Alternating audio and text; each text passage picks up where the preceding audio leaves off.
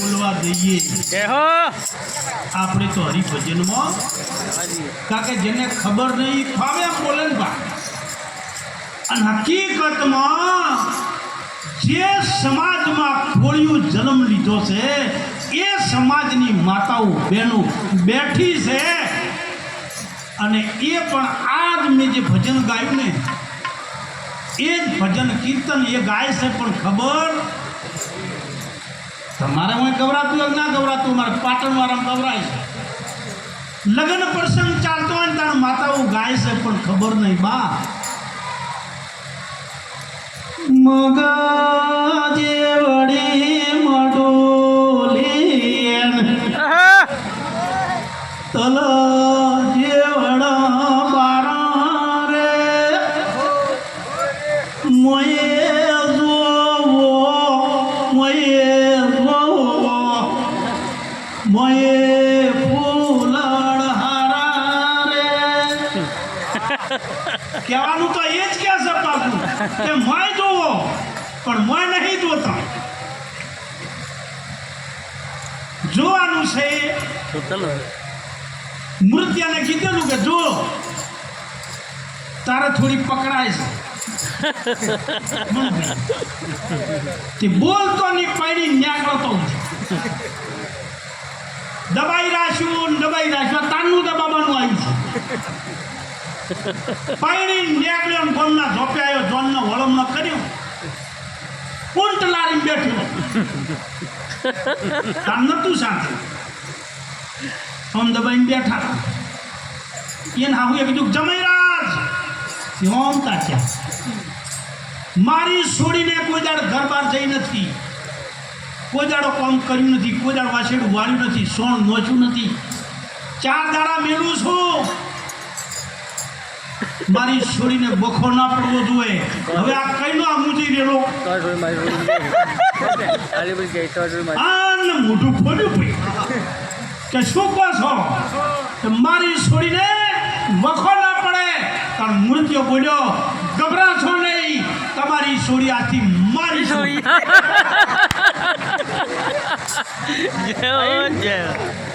કોનાથી તો ના બોલે હારા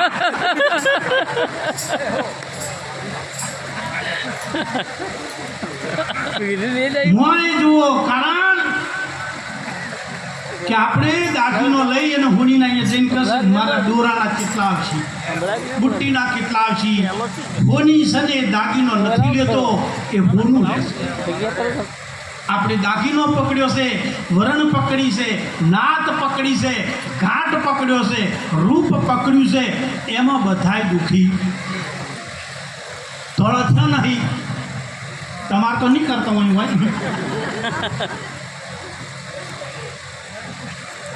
જે કંઈ કરો ને એમાં 2 વાતની વર રાખો મારા મા બાપ દુઃખી નહીં થતા ને મારા ગુરુને તો કોઈ કલંક લાગે એવું કાર્ય હું નથી કરતો ને 2 વાતની વર રાખો દુનિયાની પરવા ના કરો આ ભૂમિકા એટલી ઊંચી ભૂમિકા છે કે સુંદર અમારે મનુભાઈ એક વાત કરી હતી ને કે આ બેઠા એ બધા કોણ બેઠા છે ભક્તો બેઠા કદાચ પોલીસ નીકળે ને તો ઓમાં કોઈ દાડ વટો ના મારે એક ચોર કેટલી ઊંચી ભૂમિકા વાત કરીને પછી હજુ તો મહાપુરુષોનો લાભ લેવો છે ચોર નોમ એનું પાટીએ ચડી ગયેલું બોર્ડ ઉપર ચડી ગયેલું ચોપડે ચડી ગયેલું પણ પકડાય નહીં તો ગુનેગાર કેવી ઠેરાવે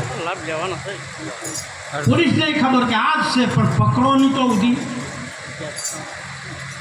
એક વખત એક મોટા ગામમાં ચોરી કરવા જવું પોલીસને કહું કે બાટલી માલી સમાચાર આલ્યા ગામની પૂરી પોલીસ થઈ છે પેલાને ખબર પડી ગઈ કે આ જ પોલીસ ચોરી છે અને આજ હું પકડાયો તો કેટલું મારે કબૂલ કરવું પડશે અને વિચાર કર્યો કે આજે ચોરી નથી કરવી પણ ભજન ગામમાં ચાલુ છે ને અહીંયા જઈને બેસી જવું આજની રાત નીકળી જાય તો ના પકડો બસ ભજનમાં આવ્યો પાછળ બેઠો ગુનેગારને ડર હોય કે પાછળ પોલીસ આવશે તો મને ભાળી જાય આગળ આવ્યો બેઠો, કોઈ સંત સત્સંગ કરતા હતા, અહીંયાથી ઊભો થઈને સંતને દર્શન કરવા આવ્યું. સંતે માથે હાથ મૂક્યો અને ભજન પૂરું થયું. પોલીસ નીકળી ગઈ. આ ભાઈ એના ઘેર ગયો, પણ મને પેલી ફફડાટ બેહે કે પોલીસને ખબર તો નહીં પડી હોય ને, પોલીસને ખબર તો નહીં પડી હોય ને. 2 કલાક પછી ખોડિયામાંથી પ્રાણ નીકળી ગયો. એમના દૂતો આયા. આ જે વાત કરું ને, આ ભૂમિકા કઈ છે એ વાત કરું છું, બાકી આ બધું હાથું ના માનું. આ હાથું ના માનું. તમે સોઈ જ હાથ પછીની વાત. દરેકની ટિકિટ ફાઇનલ થઈ ગયેલી છે, પણ ખબર નહીં. તારીખ ફાઇનલ છે, ખબર નહીં. બા કોનો સૂક્ષ્મ જીવ એમના દૂતો લઈ વિધાતા જોડે ગયા. વિધાતાએ ચોપડો ખોલ્યો. આખી જિંદગી 40 વર્ષ કોઈ કાર્ય સારું કર્યું.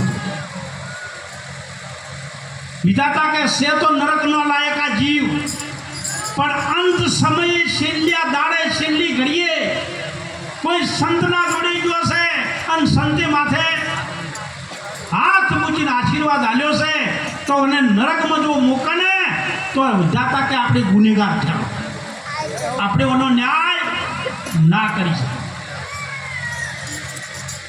યમરાજાને બોલાયા, વાત કરી કે આખી જિંદગી પાપ કર્યા, પણ છેલ્લે સંત જોડી ગયો છે, શું કરું?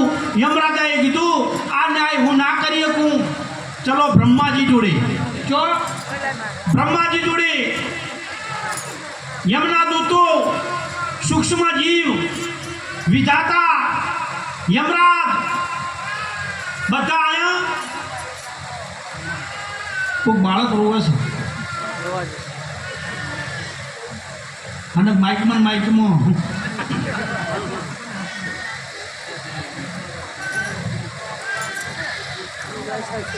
એટલે બ્રહ્માજી જોડે આવ્યા. બ્રહ્માજીને વાત કરી કે આ જીવ નરકના લાયક છે, એની જિંદગી કંઈ કર્યું નથી, પણ છેલ્લે સંતના શરણે જતો રહ્યો છે, હવે શું કરવું? કારણ બ્રહ્માજીએ શું કીધું કે છે તો નરકના લાયક, પણ છેલ્લે સંતના શરણે જો હોય એનો નિર્ણય હું ના કરી શકું, ચલો વિષ્ણુ જોડે. બ્રહ્માજી, યમરાજ, વિધાતા, યમના દૂતો, સૂક્ષ્મ જીવ બધા ચોજ્યા ભગવાન વિષ્ણુ જોડે. વિષ્ણુ લોકમાં ભગવાન વિષ્ણુ બેઠા હતા.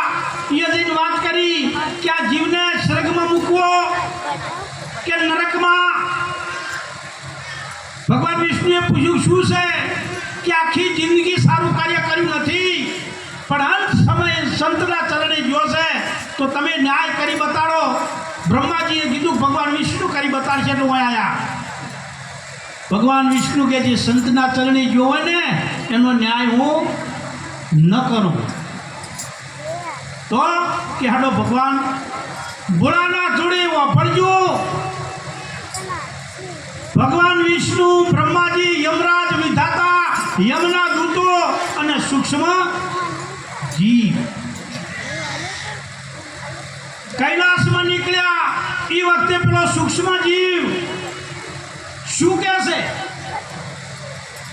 કે મને નરકમાં મૂકો, મારે સ્વર્ગના કોઈ વર્તા નહીં, પણ કે તો નરકમાં મેકવો કેવી રીતે? તું સંતના ચરણે જો છે તો કે જે કરવું એ કરો, તમે જઈને પૂછી આવો, મારે આવું કે ચમ કે હું થાક્યો છું. સૂક્ષ્મ જીવ કે હું થાક્યો છું, હું નહીં આવું, તમે જઈને લઈ આવો ન્યાય, પછી મને કહેજો.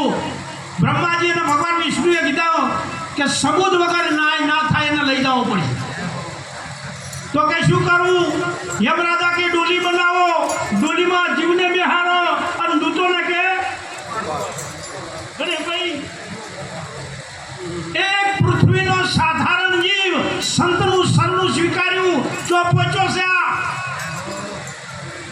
ડોલીમાં જીવ યમના દૂત બાજુ તો ડોલી ઉપાડી રહ્યા છે, આગળ બ્રહ્માજી, વિષ્ણુ, યમરાજ, વિધાતા કૈલાસમાં પહોંચ્યા અને ભગવાન ભોળાનાથની નજર પડી કે પૃથ્વીનો કોઈ મહાન જીવ કેટલો પુણ્યશાળી છે કે આગળ દેવો અને ડોલીમાં લઈને આવે છે, તો લાય દર્શન કરું મુએ.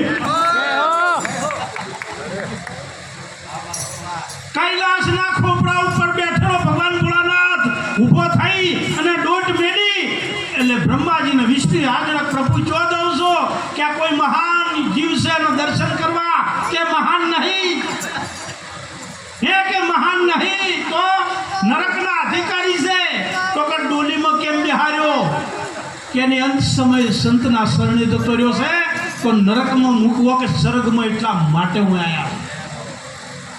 કારણ ભગવાન ભોળાનાથે કીધું સુરાભાઈ કે મને નરકમાં ના મુકાય, મને સ્વર્ગમાં ના મુકાય.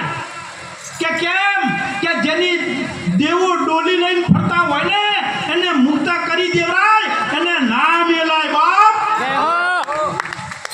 આ ભૂમિકા છે અને અહીંયા ઘણા મહાપુરુષો બેઠા છે, દરેકને મારા કોટી કોટી વંદન. જય ગુરુ મહારાજ.